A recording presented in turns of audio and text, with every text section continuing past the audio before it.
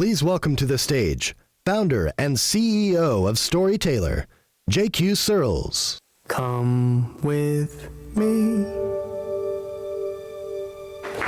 and you'll be in a world of pure. 75% of the time you'll ever spend with your child happens before they turn 12.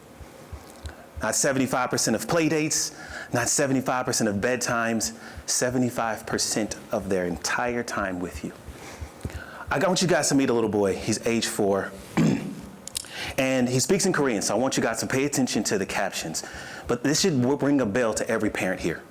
누구랑 놀 때 제일 좋아? 잘 모르겠다.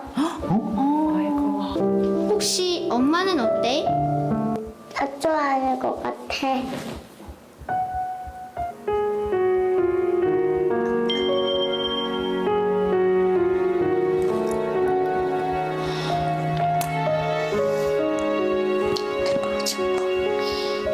How many children around the world feel this way? I can tell you it's millions. But the surprising part is that those millions of parents don't even know that their children feels this way. Would you even know if yours did? 1 out of 6 kids under age of 8 struggle with anxiety or stress. There's a 31% increase in mental health ER visits of children that's up every year since 2011.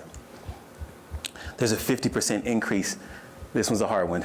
There's a 50% increase in suicide-related ER visits for children under 8.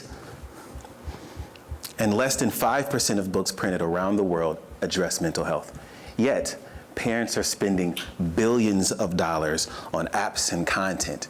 But the problem is all of this content, it just talks at kids. It doesn't speak with them. It doesn't understand how they feel, and that's through imagination. And that's where we come in.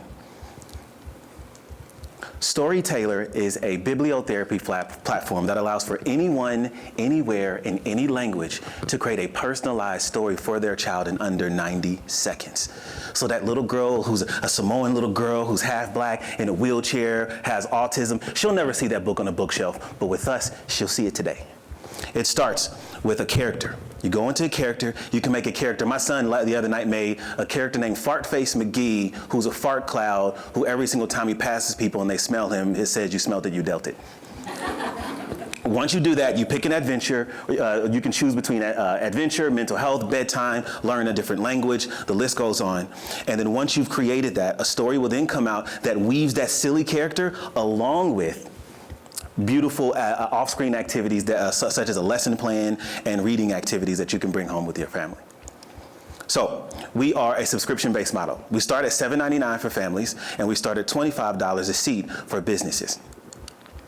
Our traction has been really incredible. It's actually changed just last night. We're actually up to 315%, and we actually have 4 pilots now as of yesterday morning. We've met, thank you. We have over 4,600 users with a 30% increase in mental health related stories, and we have made over 13,000 stories since launch. It's been really fun. Those partners, actually we have another one, KU Medical Center is the newest one, but right now we're at Nemours Children's Health in Florida, we're at Children's Mercy here in Kansas City, and the Children's Place, which I'm really thankful to be a part of. So our market, as far as a B2C, we are out of 25 million families in the United States with children under the age of 8, along with a $14.99 subscription plan, we're looking at a $4.5 billion market. If you want to know more about the others, you can ask me questions afterward, I'll tell you about the others.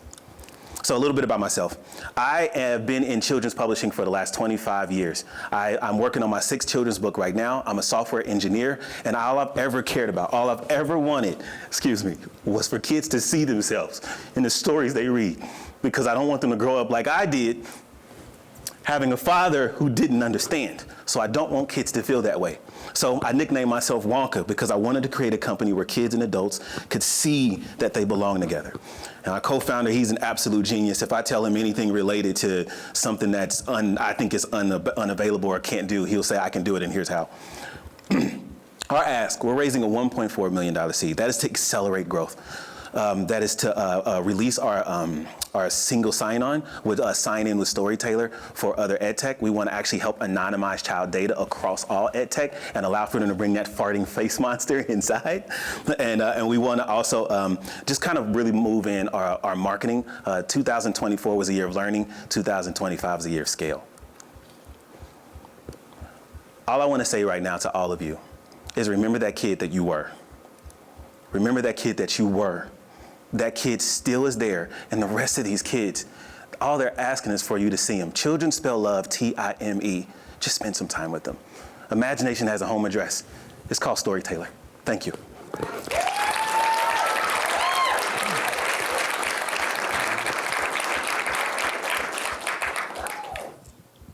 Can we, okay. There we go. Yeah. Great presentation. Thank you for that. Quick question about the go-to-market strategy. Absolutely. B2C can be very expensive. It can. So I'm just curious about your thoughts around channel partnerships, distribution partners. Absolutely. So a little bit about that. The first thing that we wanted to do, and when we started in 2023, that goal was to see if the idea works. 2024 was the year of learning. We realized very quickly that health organizations, and specifically the child life organizations in hospitals, ended up being something that was a bit more attractive. But we knew that we wanted to get into schools, but instead of going directly to schools and instead of going directly to places, we focused on hospitals. And we found out that we just had a natural relationship. Literally what we're trying to do is what they're trying to do. And it ended up helping out with how, so I say we're B2C, we're B2B2C, and that's because of the hospitals. So what happens is that while a family can go sign up to Storytailor, they're also going to the children's hospital where they're coming for something as simple as, they're scared of a shot, and then they're getting a Storytailor account. And then those people are making stories. And for every story that we find, account that we find, I'll look into the thing and see that there's an account made in China, and I'll wait 10 seconds and then 20 accounts are made because that person's sharing their story, and they're sharing that story, and they're sharing their stories. So one of the things that we're seeing a bit of virality, but we're also finding out that in order for us to kind of increase that B2C, it is going to be through those channel partnerships who bleed into it, and then we're trying to get into that space of single sign-on that we're hoping to increase our LTV.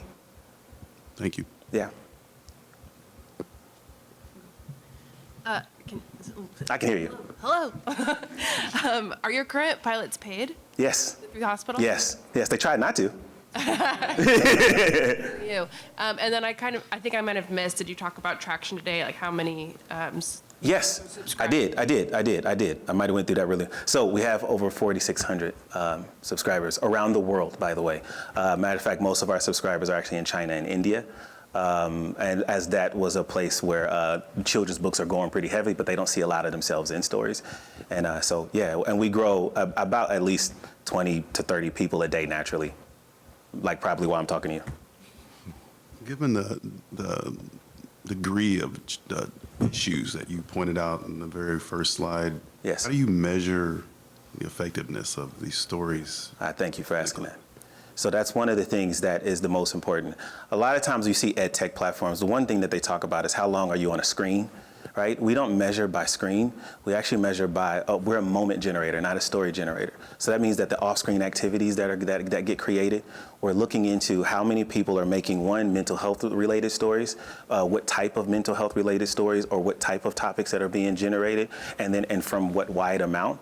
And then we're also seeing over time, are those stories is the topic of those stories increasing? One of the things that we're actually going to be releasing with Storytailor version 3, was having you say that, is daily check-ins. Daily check-ins will actually come in a form where my son, he never wants to tell me how his day was at school, like ever. And so now you can go in and say, okay, well, did you have a happy day or a sad day? Or we can get something even from the teacher to say what their day has been like, and we can put that into Storytailor. And so now the story that's coming out, while it's still about fart face, my son, he wanted a story about a monster truck shaped like a booger that farts on its way to McDonald's. And like, I can still make that story, but include those effects in there, and then watch their mental health grow, and then look at the data. Parents will be able to look at the analytics, and hospitals will be able to look at the analysts and therapists to see is the effect of trying to use play therapy working. And I'm really, really excited about that.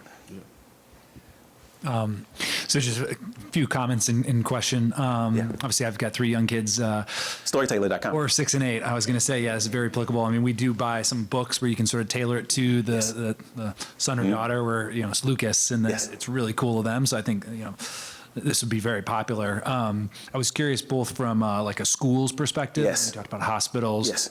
Would schools be another avenue? And then also like competition, like Yes. anything else out there? That's, Absolutely.